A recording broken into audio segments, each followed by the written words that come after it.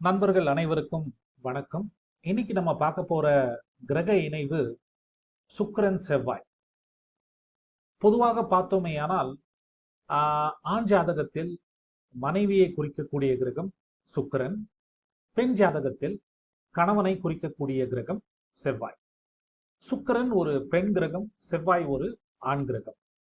அதனால இந்த சுக்கிரன் செவ்வாய், செவ்வாய் சுக்கிரன் இணைவு பெற்ற ஜாதகர்கள் அவர்களுடைய திருமண வாழ்வு எப்படி இருக்கும் அப்படின்னு பார்த்தீங்கன்னா, சண்டை சச்சரவுகள் அதிகமாக இருக்கும்.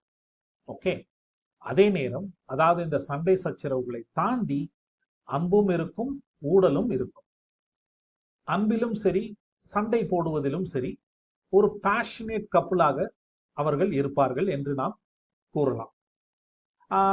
சரி, இந்த இணைவு நல்லதா கெட்டதா அப்படின்னு நீங்க கேட்டீங்கன்னா, என்னை பொறுத்தவரை இந்த இணைவு நல்லது அப்படின்னு தான் சொல்லுவேன். பிரச்சனை இல்லாத உறவே கிடையாது, சண்டை இல்லாத உறவே கிடையாது.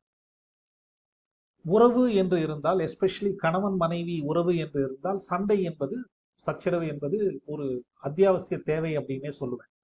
நம்ம யார்கிட்ட சண்டை போடுறோம்? உரிமை இருக்கிறவங்க கிட்ட தானே சண்டை போடுறோம்.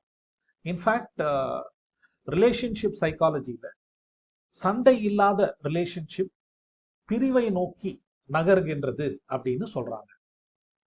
அதனால இந்த இணைவு ஒரு நல்ல இணைவு என்றே நான் கூறுவேன்.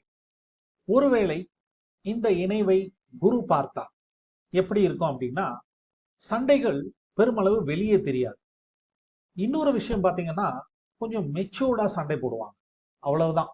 ஆனால் சண்டையெல்லாம் கண்டிப்பாக இருக்கும். ஒருவேளை இந்த இணைவில் ராகு இருந்ததுன்னா கண்டிப்பா நல்லது இல்லை, பிரச்சனைகள் தான் அதிகமாக இருக்கும். சரிங்களா? நன்றி, வணக்கம், வாழ்த்து. இறுதியாக இந்த சுக்கிரன் செவ்வாய் காம்பினேஷன் எப்ப ஏற்படும் அப்படின்னா, ஒரே ராசியில் இருந்தால் இது பொருந்தும். அதை தாண்டி சுக்கிரனுக்கு திரிகோணத்தில் செவ்வாய் இருந்தாலும் அல்லது செவ்வாய்க்கு திரிகோணத்தில் சுக்கிரன் இருந்தாலும் இதை செவ்வாய் சுக்கிரன் இணைவு அப்படின்னு நாம் எடுத்துக்கொள்ளலாம். அதாவது 159 காம்பினேஷன், அதையும் நாம் கருத்தில் கொள்ள வேண்டும்.